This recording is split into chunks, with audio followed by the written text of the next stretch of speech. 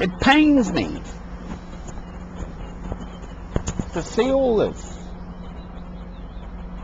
How much more must it pain you, my Lord, when people deny you, my Lord? And look at the mess they're getting themselves into. Hence, Jonah and Nineveh. Jonah and the whale. To the citizens of Nineveh.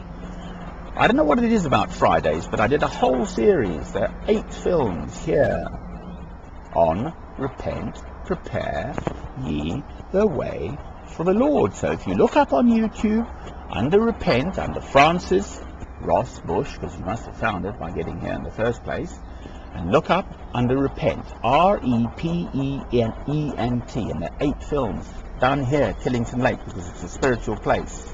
I get to become clearer, and I'm more in my natural environment in the mountains and stuff, and I can speak clearly here. I see and feel clearly here. And it's happening again. This is the 4th film already this morning. And there'll be more, believe me.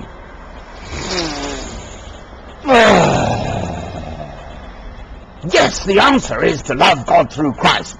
Can it be loving for some blasted banker to earn the sums of money and be arguing that he must get bonuses? I listened last night, British Rail, arguing the fellow's got to have bonuses. What a bonus for, sir? Just because, you know, lots of money? No, the rail system is not so wonderful, actually, quite frankly, because it costs too much, and it costs too much, and people don't use it. If it was subsidised by the government, for instance, then, you know, taxpayers, then we'd take the cars off the roads and get people back on the rail. You see, and that would be better for everyone. For the environment, you know, for culture, the lot. Rail travel is wonderful. You can sit in a business way, do your stuff, talk to people, you know, have a cup of coffee, whatever, wake up on the railways. Not stuck in a traffic jam in your little blooming box with one of you there, costing extra plenty carbon footprints and all the rest of it. Aha!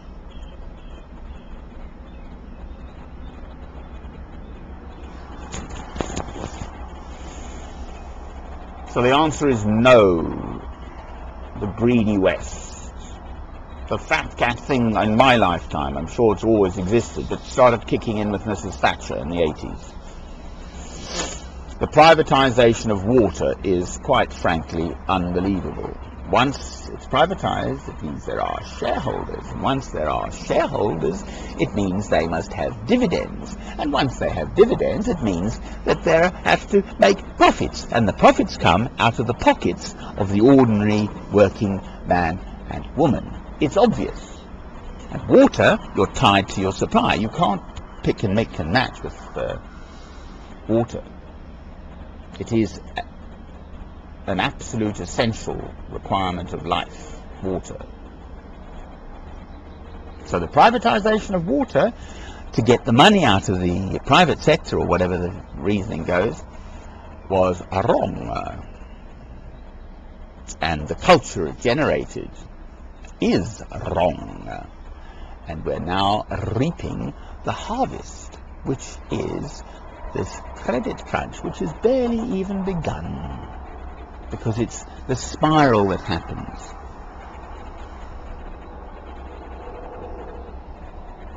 And it's going to go on. And I think it's super. Because no matter what happens, I love you, my Lord, with all my heart and all my soul and all my mind and all my strength. Therefore, I have got it. And it is available to everyone. Just say, I believe, but then you have to live it, which is a bit more difficult. And living it means the Lord's Prayer, Our Father which art in heaven, and the 2 commandments. Love God, love your neighbor as yourself. Love God first.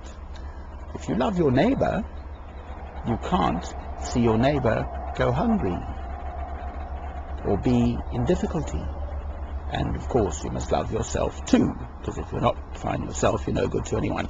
I love you, my Lord, with all my heart, soul, mind and strength, more.